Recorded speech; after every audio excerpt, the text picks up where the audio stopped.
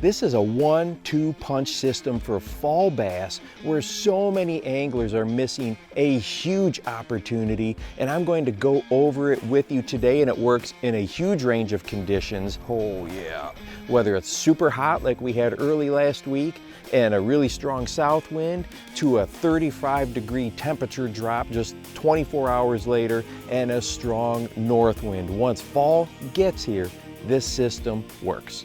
The first thing that we have to take into consideration is that bait fish are everywhere, no matter what that forage base is on your body of water, whether it's panfish, shad, whatever it might be. They are all over the place. They're often in the upper part of the water column, and they can be spread out. Well, this is where I like to change this mindset that you often hear me talk about with the spot within a spot, and I enlarge it a little bit, and now I'm thinking more area. What's holding that bait and those bass in that area? And it could be something as small as maybe 10 yards by 10 yards, or even something as long as up to 50 yards. Now, the water was really turbid up here this week, so I wasn't able to get the underwater footage I normally like to, but I'll try to explain it the best I can. For the first part, I like to get moving as quick as possible, and I'm talking about the lures moving. Oh, I got one too. Just cranked on it. Oh, I got a good one. These have been the good ones that we've been catching. They're just pushing that 3 range. We are 100% looking for that reaction bite, and I'm going to use a range of lures. My favorites are hard suspending jerk baits and square bill crankbaits, and here is why. And it's important to remember that with the square bill, the absolute key is a start, stop, burning, retrieve. We got to have that erratic action, and it's because there's so many bait fish out there and the bass are so keyed in on them that when a bait fish is getting chased, it's going to have just bursts, a quick burst of speed, stop, change of direction, and we are trying to mimic that.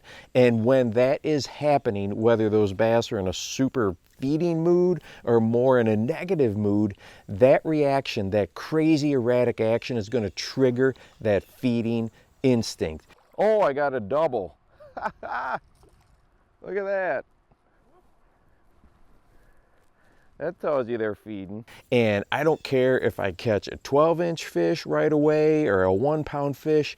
That's what I'm looking for, is an area, like I talked about, not necessarily one spot, but an area where they are holding. And sometimes those first smaller fish you catch are going to reveal the location of some better fish that are down there. And then for the second part of this 1-2 punch system is I want to go back through that same area with something a little bit slower and a little bit lower in the water column. This particular instance, I used a Carolina rig with great success. There's one.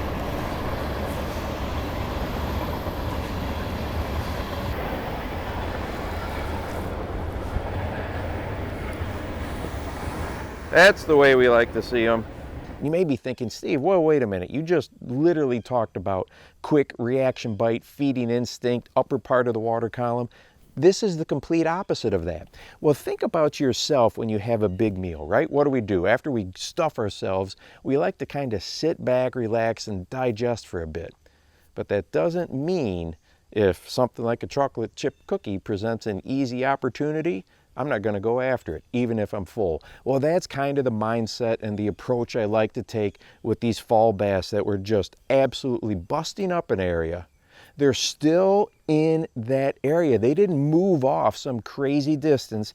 They just kind of moved down a little bit in that water column and are loafing down there, digesting that food. Well, I want to present that easy opportunity for them. And that doesn't necessarily mean slow, like super finesse that we would do in the heat of the summer. Like I said, a Carolina rig, I can still cover water with this, but it's not as quick as that burning reaction type retrieve I was just using a little bit ago.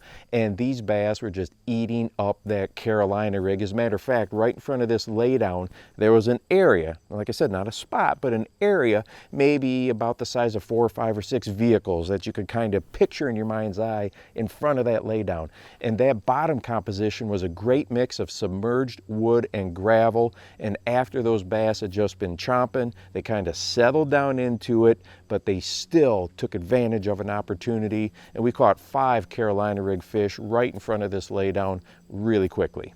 And this is why this 1-2 approach, this reaction bite to them presenting a little bit slower opportunity, is so powerful in the fall. It lets us find those bass that are spread out, just chasing these bait fish all over the place, and focus on an area that's holding them for whatever reason, whether it's current, sun position, wind, whatever it might be.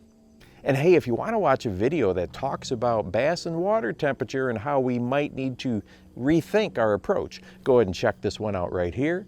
And make sure that you go ahead and encourage someone today. You never know how you might just change their life.